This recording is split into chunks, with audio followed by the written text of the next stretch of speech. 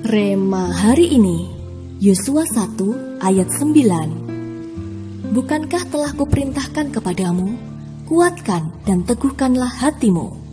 Janganlah kecut dan tawar hati, sebab Tuhan Allahmu menyertai engkau kemanapun engkau pergi.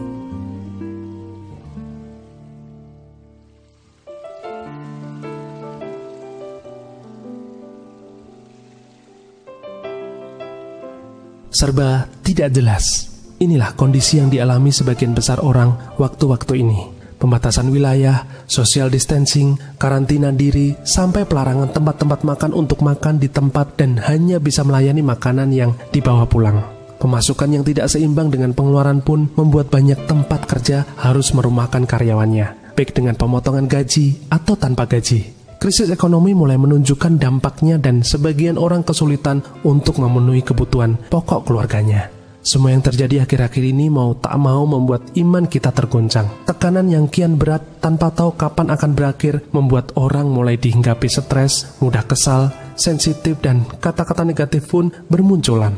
Tanpa kita sadari, sikap seperti ini malah membuat hati kita makin lemah. Kalau kita tidak hati-hati, iman kita bisa menguap sehingga kita semakin jauh dari penggenapan janji Tuhan.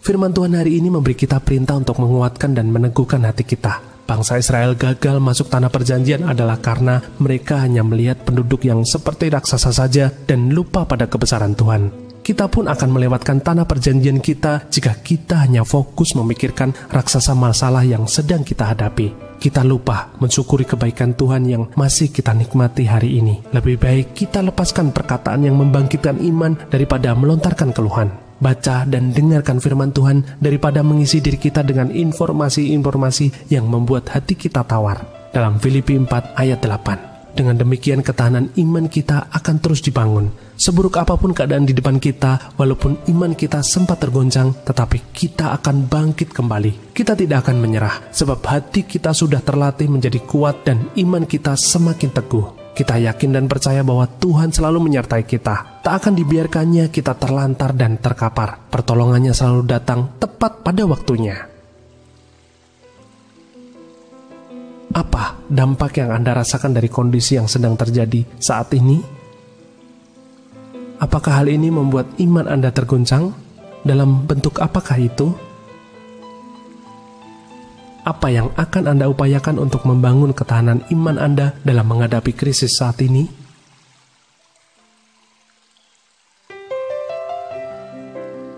Tuhan Yesus, kami bersyukur punya Allah seperti Engkau. Walaupun iman kami goncang dan hati kami melemah, Kau selalu menguatkan kami kembali dengan cara-Mu yang unik dan ajaib. Terima kasih Tuhan, penyertaan-Mu lah yang senantiasa menguatkan dan meneguhkan kami. Di dalam nama Tuhan Yesus kami berdoa. Amin. Keadaan boleh menggoncang berbagai aspek hidup kita, tetapi hati kita harus kuat dan iman kita tetap teguh.